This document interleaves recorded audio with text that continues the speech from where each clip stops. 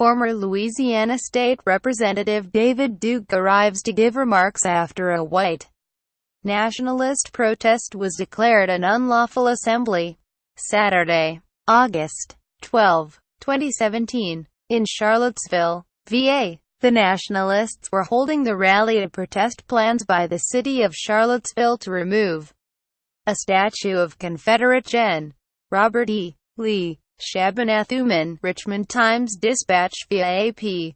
White nationalists have been parsing President Donald Trump's words since a deadly attack at a Virginia rally over the weekend.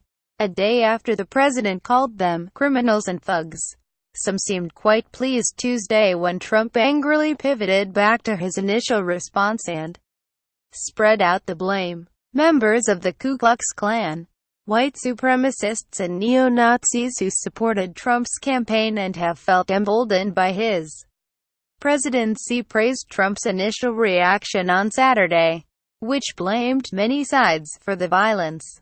They were disheartened 2 days later, when Trump, facing immense bipartisan pressure, belatedly criticized their hate groups by name and called them repugnant to everything we hold dear as Americans. But by Tuesday evening, Trump flipped again, taking questions that had to be shouted in the lobby of Trump Tower in New York. Trump praised his initial statement that had caused so much criticism, and angrily laid blame on liberal groups advocating for the removal of Confederate statues. Before this latest news conference, it had become clear that the man who rammed his car into a crowd of counter-protesters, killing a woman and injuring dozens of people, had idolized Adolf Hitler long before he joined the white nationalist rally. But when asked repeatedly whether this was an act of terror, Trump wouldn't clearly condemn it as such, saying, "You can call it terrorism. You can call it murder. You can call it whatever you want." Former Ku Klux Klan leader David Duke seemed thrilled, tweeting a link to Trump's latest comments Tuesday and saying, "Thank you, President Trump, for your honesty and courage to tell the truth about #Charlottesville and condemn the leftist terrorists and BLM, Antifa," referring to the Black Lives Matter movement and an anti-fascist group. A day earlier, Duke had posted a video mildly criticizing Trump's prepared statement, saying, "President Trump, please, for God's sakes, don't feel like you've got to say these things. It's not going to do you any good."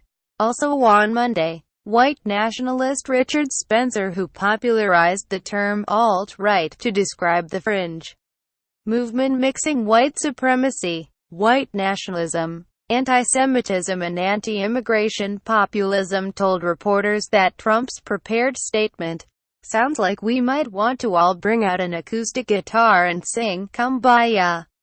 Quote, "It's just vapid nonsense." Occidental Dissent, a white nationalist website, posted a statement Monday saying whites had been deserted by their president.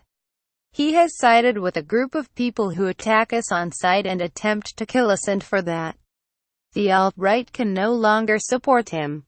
What Donald Trump has done today is an unforgivable betrayal of his supporters," the message said. Andrew Anglin, the publisher of the Daily Stormer, a neo-Nazi website, had praised Trump's initial reaction to the violence Saturday as "no condemnation at all.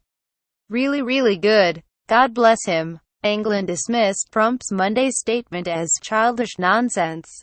Quote, in an email to the Associated Press before Trump's latest statements, Anglin said if he actually believed that nonsense, or was planning on implementing it as policy, he would have said it before being bullied into it by the international thought police.